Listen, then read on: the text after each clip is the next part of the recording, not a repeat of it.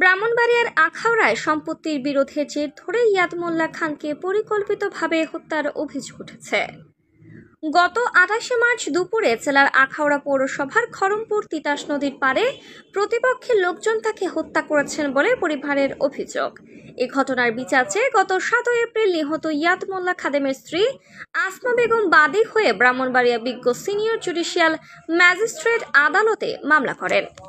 এ মামলার আসামিরা হলেন আখাউড়া পৌরসভার খড়মপুর গ্রামের মৃত হিরণ খান খাদেমের ছেলে সোহেল খান খাদেম, মৃত পৌলান খান খাদেমের ছেলে তাকদির খান খাদেম, মৃত বাচ্চু খাদেমের ছেলে কাজী জামান খাদেম, মৃত সিরাজুল হক ওরফে এলু খাদেমের ছেলে মোজাম্মল হক খাদেম, মৃত জারু খান খাদেমের ছেলে হাসান খান খাদেম, মৃত করিম নেওয়াজ খান খাদেমের ছেলে সালে নেওয়াজ খান খাদেম, মৃত আব্দুল কাদেরের ছেলে শাহজাদা খাদেম ও মৃত আলম খাদেমের ছেলে মিন্টু খাদেম।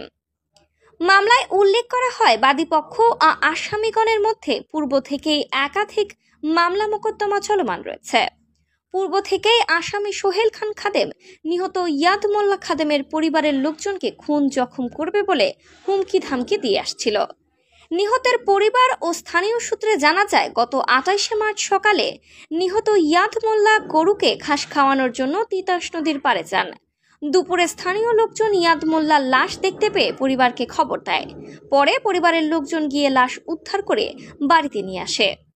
এছাড়া ইয়াদ মোল্লা নিহতের ১৫ দিন আগে সোহেল খান খাদেম প্রকাশ্যে হত্যার হুমকি দেয় বলে অভিযোগ করেন ইয়াদ মোল্লার স্বজনরা। প্রতিপক্ষের লোকজন পরিকল্পিতভাবে ইয়াদ মোল্লাকে হত্যা করা মহিষের সুতোয় মৃত্যু হয়েছে বলে সামাজিক যোগাযোগ মাধ্যমে মিথ্যা গুজব ছড়িয়ে দেয় বলে অভিযোগ নিহতের পরিবারের লোকজনের।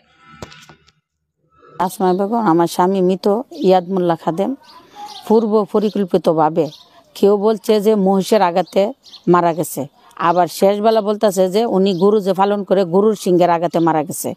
এইটা আমরা বিশ্বাস করি না। এটা হচ্ছে পূর্ব পরিকল্পিতভাবে আমাদের তাদের সাথে মামলা মোকদ্দমা আছে, ওইটার জেদ ধরিয়া আমাদের স্বামীকে মারছে ওনারা। সুহেলের সাথে আছে সাজদা, কিবরিয়া, জামান, এদের সাথে আছে। আপনি কি চান এখন? এখন আমি দেশবাসীর সাথে গ্রামবাসীর সাথে কাছে আমি বিচার চাই। আমার একটা ছোট বাচ্চা আছে ৭ বছরের। বাচ্চারা প্রতিনিয়ত রাত্রেবেলা হলে চিৎকার চেঁচামেচি করে উঠে, কেডা যেন হের বাবারা মাইরালেছে করে আমি রাত্রেবেলা ঘুম ফারাইতে পারিনি এই বাচ্চার।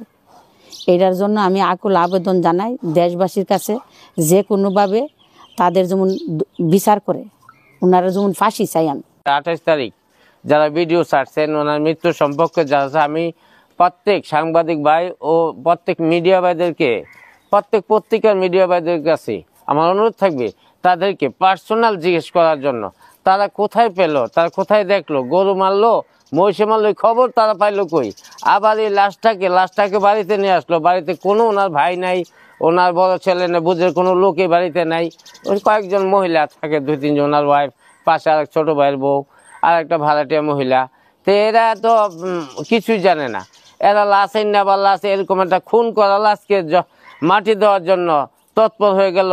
এটা আইনা শোয়াই রাখছে, দেখা যায় সুন্দরটিকে, একটা হাতে হানে আর একটা হাতে হানে সুন্দরটিকে, মাথার মধ্যে একটা লঙ্গি দিয়ে মুরাশা বান্ধা রাখছে, আর ফিন্দনে আসছিল গামছা। সুন্দরটিকে গামছার কোনো তার বেটার নাই।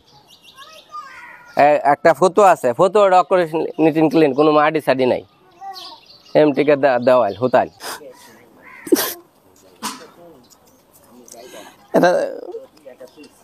এরা তো আমার সাথে অনেকদিন যাবৎ বাড়াবাড়ি হইতেছে, কিন্তু আমরার মধ্যে কোনো ঝগড়াঝাটি ছাড়াবাঞ্চত নাই। এই সোহেল এরা এই পর্যন্ত 5টা মার্ডার করছে। এরা এইটা নিয়ে বাড়াবাড়ি করে আমার এখানে আইসা হাত বাড়াইয়া এই কাজটা করে গেছে। তো সোহেল হইল এদের ভাড়াটিয়া, সাজদা খাদেম এবং জামান খাদেমের ভাড়াটিয়া কিলার। তো আমরা তার ন্যায্য বিচার চাই, তার ফাঁসি চাই। জানতে চাইলে অভিযুক্ত সোহেল খান খাদেম বলেন, এ বিষয়ে আমি কোনো কথা বলতে পারবো না। অভিযুক্ত তাকদির খান খাদেম বলেন, এটাই তো সবাই জানে ইয়াদ মোল্লা কিভাবে মারা গেছে। ভিডিও ভাইরাল হয়েছে, আমি শুনছি। ভিডিওর মধ্যে দেখছি একটা ছেলে লাইভ করছে, গরু না মহিষের গুতোয় মরছে। সে ভিডিওর মধ্যে বলছে আমরাও দেখি নাই, সে দেখছে কিনা সেটা তো সে বলতে পারবে না। মামলা দিয়ে তো আর কিছু করার নাই, দিসে ফেস করতে হবে। আখাউড়া থানার পুলিশ পরিদর্শক তদন্ত শাহিনুর ইসলাম বলেন, আমরা মোবাইল ফোনের মাধ্যমে সংবাদ পাই, পরবর্তীতে আমরা খড়মপুরে যে নিহত হয়েছে তার বাড়িতে যাই, সেখানে তাকে মৃত অবস্থায় পাই।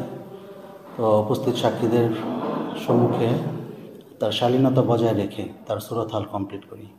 তো সুরত হাল করাকালীন তার শরীরের পা থেকে মাথা পর্যন্ত সব জায়গায় উল্টিয়ে পাল্টিয়ে দেখা হয়, কিন্তু সেখানে কোনো ক্ষতের বা আঘাতের চিহ্ন দেখা যায় না। একমাত্র বাম পায়ের হাঁটুর উপরে পেছন সাইডে 2 ইঞ্চি লম্বা এবং 1.5 ইঞ্চি গর্ত, এটি কাটা দাগ দেখা যায়।